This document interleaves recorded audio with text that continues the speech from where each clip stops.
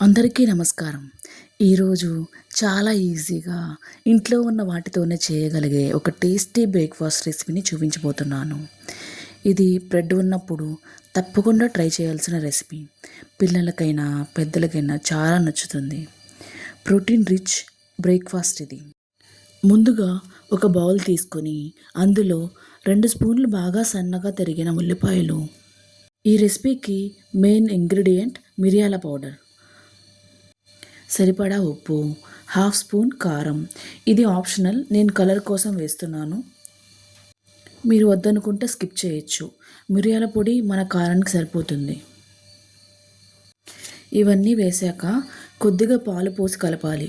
పాలకు బదులు పాల క్రీమ్ కూడా వేయొచ్చు, అది ఇంకా రిచ్గా ఉంటుంది.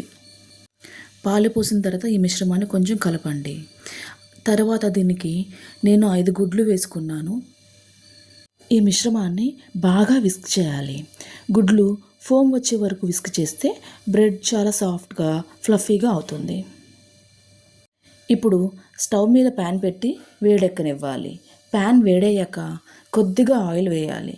ఇప్పుడు బ్రెడ్ స్లైస్ తీసుకుని ఈ గుడ్ల మిశ్రమంలో బాగా కోట్ చేసి ప్యాన్ మీద వేసి 2 వైపులా కాల్చాలి. లో టు మీడియం ఫ్లేమ్లో స్లోగా కుక్ చేయాలి. అలా స్లోగా కుక్ చేయడం వల్ల లోపల వరకు బాగా కుక్ అవుతుంది. ఒకవైపు గోల్డెన్ కలర్ వచ్చాక మరోవైపు తిప్పి కాల్చాలి.